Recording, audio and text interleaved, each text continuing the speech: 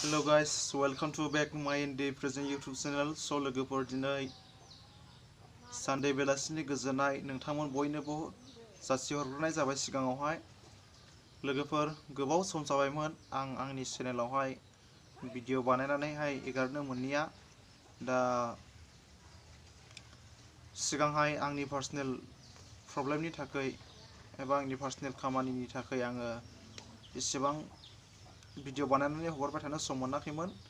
दा बिनिखायनो आङो मैयाहाय मोनसे मेथाइ हगारदों मैयानि हरावहाय। दा जेसेबां हायो एसेबां सम मोनलांबाय थासिगोन।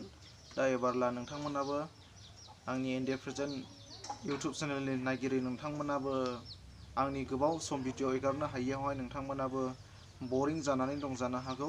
दा नोंथांमोना फारि फारि नुलांबाय थानो मोनसिगोन रेगुलारलि आंनि चेनेलनि भिडिअफोरखौहाय। दा आसा खालामो नोंथांमोना सिगांनि समावहाय जेरैबायदि नायोमोन आंनि चेनेलनि भिडिअफोरखौ दा बे बारावबो आरोबावहाय नायलांबाय थागोन होननानै आङो मिजिंथियो। दा बेखौनो आं नोंथांमोननि सिगाङावहाय बे दिनै सुंद' ब्लग्स भिडिअनि गेजेरजों नोंथांमोननो फोरमायथिहरनाय जाबाय।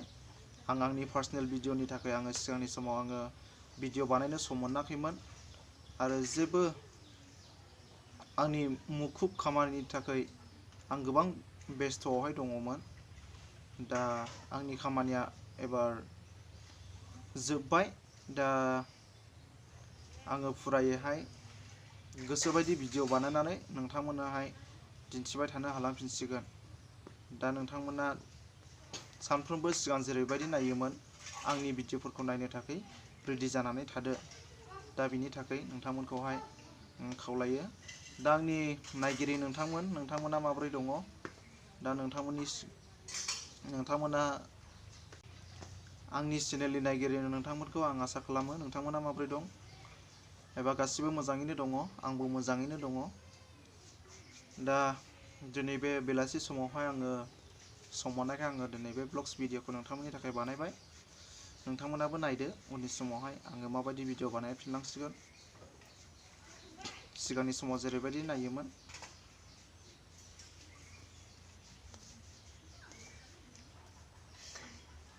अके बिदिब्ला लोगोफोर नोंथांमोना नेनानै थादो। एबा रेगुलारलि नुलांबाय थानो मोनफिनसिगोन आंनि चेनेलनि भिडिअफोरखौ नोंथांमोनखौ नायगोन होननानै मिजिंथिबाय। जायफोरा आंनि चेनेलावहाय बे भिडिअखौ गोदानै नुदों नोंथांमोना आंनि चेनेलखौ साबस्क्राइब खालामनानै हो आरो जौगाहो। आरो जायफ्रा फुरानाखा नोंथांमोना साबस्क्राइब खालामबाय थानो नाङा। अन्नानै भिडिअफोरखौल' लाइक खालामना होनानै आंनि गोसोफोरखौ गोजोन हो आरो बिनि थाखाय नोंथांमोनखौ खावलायहरबाय। स' बिदिब्ला लोगोफोर गोजोन्थों बाय।